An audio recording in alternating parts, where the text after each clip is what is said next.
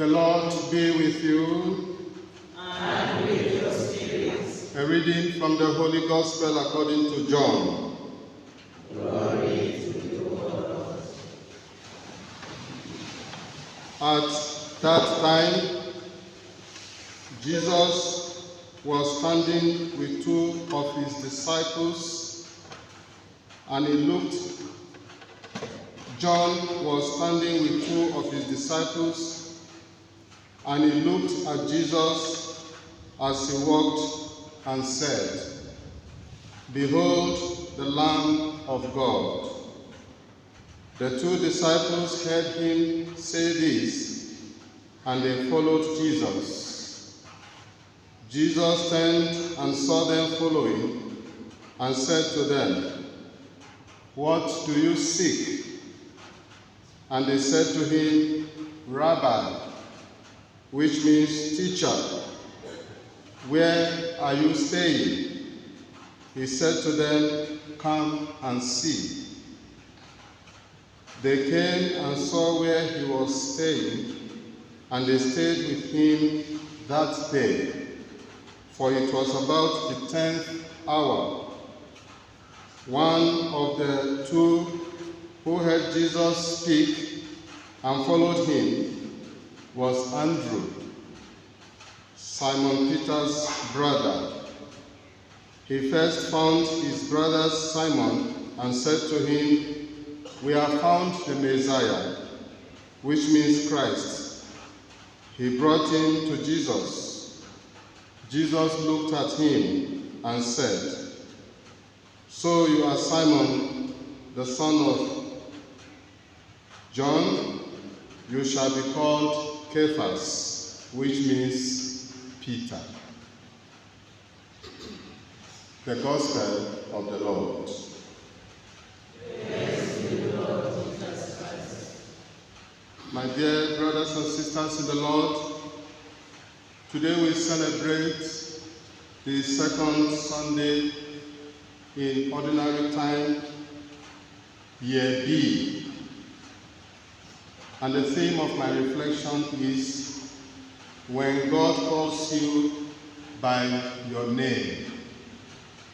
When God calls you by your name. Some years ago,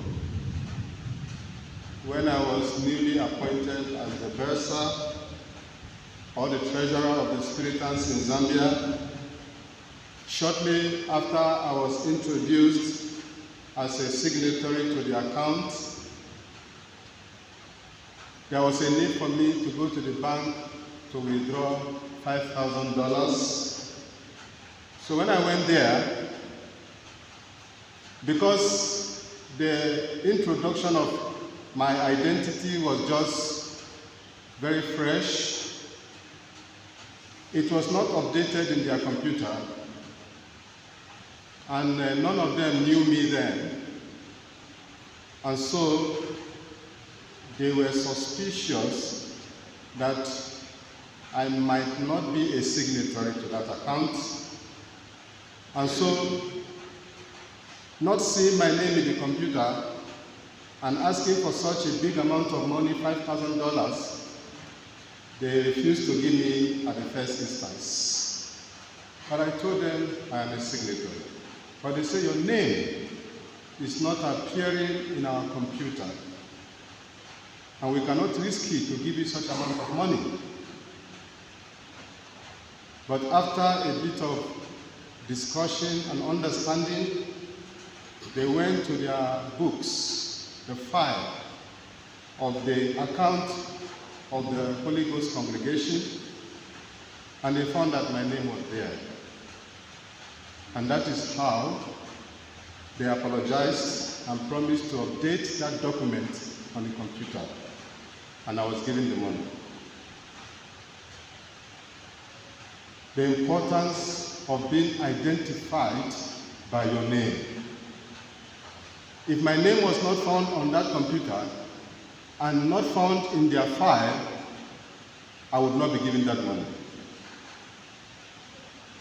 In the first reading from the book we have read, the book of Samuel, we hear the calling of Samuel by God. And he was called by God by his name. But Samuel did not understand that it was God that was calling him. He lacked the spirit of discernment. And so he asked Eli, who was near him, "I have heard you calling me. I have come." "No, I did not call you." And so he went back to rest. But God continuously to call Samuel by name. And eventually, when Eli helped him to discern that it was God that was calling him, then he responded, "Here I am, Lord." And we are told in the last sentence of the first reading of today, "And Samuel grew, and the Lord was with him, and let none of his words fall to the ground." Because he was called by name and by God, Samuel lived his life, and the word of God says he was protected, and none of his effort was wasted. Brothers and sisters, when God calls you by name, you must be able to understand the voice of God. If you are not able to understand the voice of God, it's a sign that you do not have the gift of discernment. And if you don't have the gift of discernment, you need to consult people to help you to discern the will of God in your life, to help you to discover that God is calling you by your name. Samuel didn't have the gift of discernment. He was misunderstanding the voice of God, hence consulting a human being, thinking that it was a human being that called him. But at a point, this human being he was consulting helped him to realize that it was God that was calling him. Some of us, and many of us, do not have the gift of discernment. What is discernment? Discernment is coming to conclusion to make a good decision after serious reflection and contemplation. Making a proper decision in my life, not in a hurry, not haphazardly, not accidentally, after a deep reflection and contemplation. I must weigh the cons and the pros of life. I must weigh the advantages and the disadvantages before making a decision. And when you are able to have that, you have the spirit of discernment. But when you don't have that spirit of discernment, you must be humble enough and be open to ask people to guide your paths and purposes in order to realize that God is calling you by your name. Samuel did not have it. And so Eli was able to help him to realize that it was God that was calling him. How many times in our life do we make serious mistakes? The first thing that we don't have the spirit of discernment. The second thing is that we are in a hurry. The third thing is that we don't pray. When you don't have the spirit of discernment, you pause. You ask people. Recently, one of my relatives wanted to go to the university, and I asked that person, which course do you want to study? And the person told me the course. And I told the person, you cannot study that course. What is the intention of going to university? Whether we like it or not, the first thing is to have knowledge, the second thing is to have employment. Knowledge is the basic, the most important thing. Why do you go to the college to become a teacher? The first thing is to have knowledge. You may not have the job. Some people have studied teaching, they don't have the job. So primarily is to have the knowledge of being a teacher. I mean, when you talk of a job, I mean formal job, employed properly by either a private school or a public school or a community school. Some people are there, they are not employed by private schools, not community schools, but they are teachers. They can gather people and teach them, but they don't have the opportunity to have official job. So the primary reason is to have the knowledge, because knowledge is power. Then whether we like it or not, we need to bring food on the table. We need the job. And I told the person, you cannot study that course because at the end of that course in Nigeria, you will not get employment. It's a waste of time. And I suggested the course for the person to study, depending on the situation today. Which course can you study today in Zambia and easily get employment? After getting the knowledge, because you need the knowledge. If your desire is just to study anything and get the knowledge, it's okay. You can become self-employed later, you can go into entrepreneurship, you can go into farming, it's okay. But if your intention is to get employment, you cannot study this course. It was difficult for the person to understand, but I talked to the parents and the parents got the point. And the person delayed for 1 year and chose another course, and that is the course the person is studying. And I believe even me can help the person to get employment with the course they are studying, because it's relevant to the society. That is discernment. You don't need to be in a hurry when you are making a serious decision in life. You can lose 1 year, you can lose, and that is the problem that young people don't understand. You just want to be called an undergraduate. I am in University of Zambia. And so what? What are you studying? At the end of your course, who will employ you? Is that course relevant in Zambia? You need table. You need food on the table. You need to be employed. If you don't need to be employed, then you can study anything. Then you come back home and go and get a field and start farming if you did not study agriculture. So when we feel that we are not able to discern, like Samuel, let us consult people. And I always talk about significant people in our life. The people who have succeeded before us. That is why before you marry, you have marriage counseling, you have marriage course, you are told to meet people who were married before. Let them tell you the pros and the cons of marriage. Joseph wants to become priest. He must meet some priests to ask them, what is the pros and the cons of priesthood? It's not this car you see us driving. It's not this house we live in. The priesthood is the cross. That is the priesthood of Christ. Is the cross. That is the center of the priesthood. So when you forget about it and you think it's the car, when you arrive, you see that it's more than the car. You need discernment. You need people who have been there to guide you. And that is why, despite the cross, you are able to persevere because you are aware from the beginning that priesthood does not end with driving a good car. After all, some priests do not even have cars.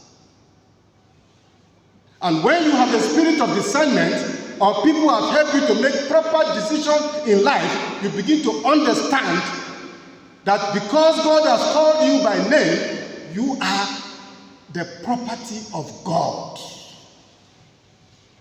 When you are aware that it's God who has called you, and it's God who has blessed you, because He has called you by name, which you discover through discernment, or you discover through people's discernment for you, you begin to understand that you are the property of God.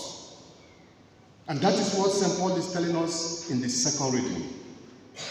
Even our bodies are the properties of God. We don't use our bodies for immorality and say it is our body. Some people open their mouth to say, I can do whatever I want with my body, because you don't understand that God has called you by name. You don't have the spirit of discernment. When you have the spirit of discernment, that dignity in which God has called you by name, your body is the property of God. And that is the thing you have now. What I have now and here is this body. What is in my room is not my property. Because I'm not even sure whether I'll go to my room after this mass. I'm not even sure that there will be fire outbreak before I go to my room. So what is there does not belong to me. What belongs to me is what I am here, and it belongs to God. If that belongs to God, what about the things of this world? You cannot know this if you don't have the spirit of discernment. And that is why we fight over what we should not fight for. We kill ourselves over material things. We take properties that do not belong to us because we don't even understand that we, our very self, we are the property of God. And St. Paul said we are not even allowed to use our bodies as we want. In public and in secret, we are not allowed to use our bodies the way we want because we are the property of God.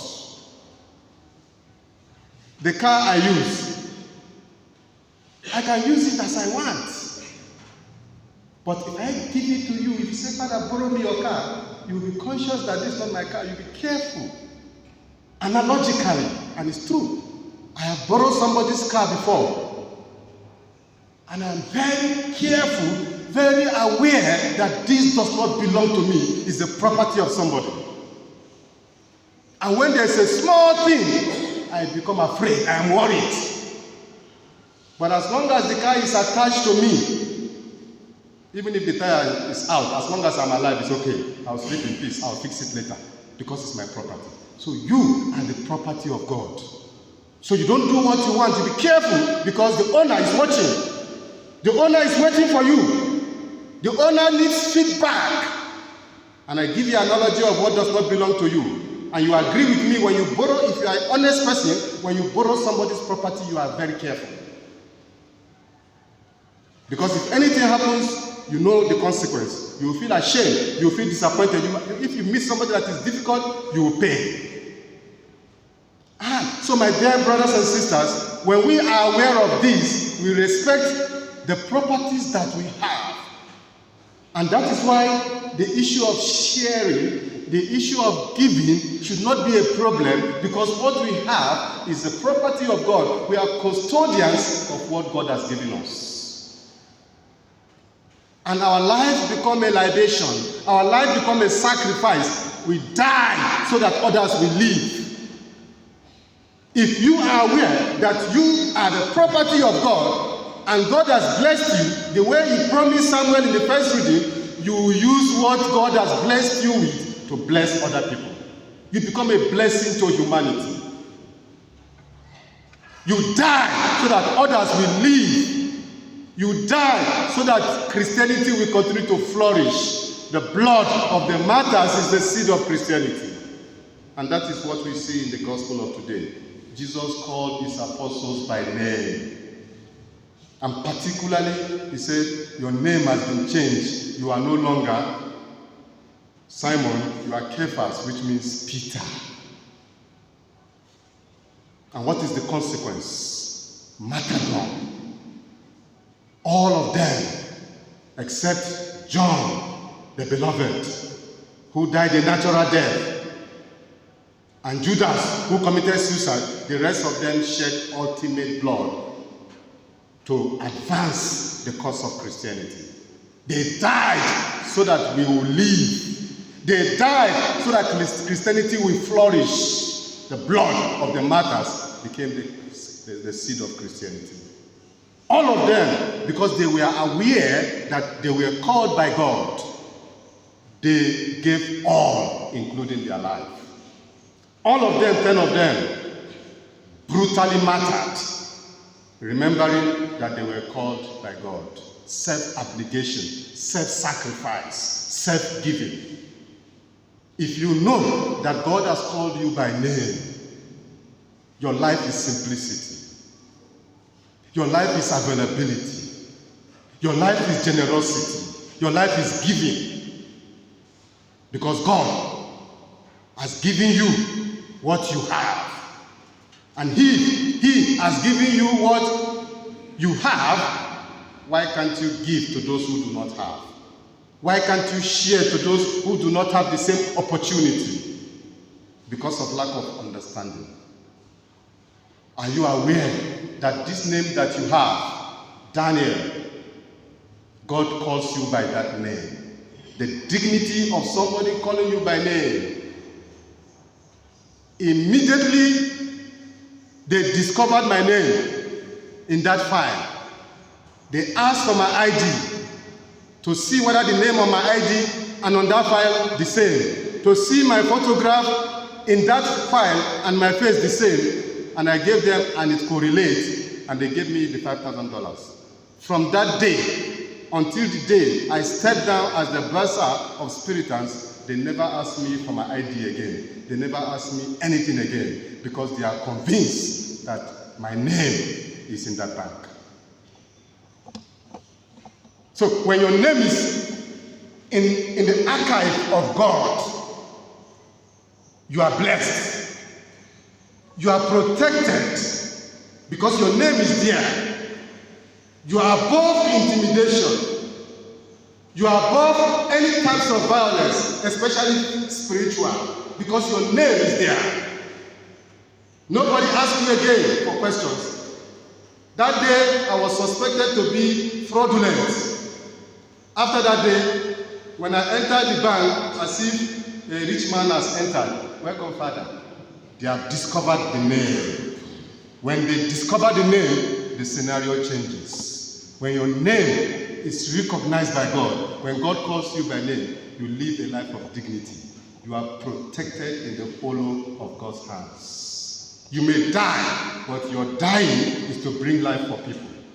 The 10 of them, the 10 apostles died, not because God hated them, because it's a privilege. Do you know what it means a privilege to die for the sake of God?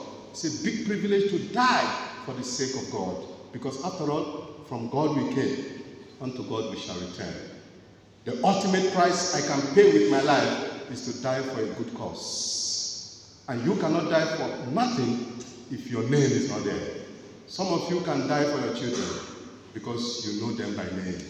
They are part of you. How many people have sacrificed their kidney because they know the person they want to save? They don't care whether they will die.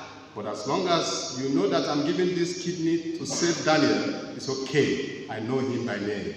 And you don't do things to people easily if you don't know them by name. Once you know somebody by name, it's very easy to associate with them. Up to today, when I go to that bank, we remember that history. Today they know me, and in fact they are enjoying now. I give them rosary, I give them many things because they have known me by name. It became a reciprocal relationship. I want you to know that God knows you by your name. God knows you by your name. Do not be afraid of those who can destroy you physically. They cannot destroy you spiritually. Fear him, rather, who knows you by name. May God bless you. Through Christ our Lord.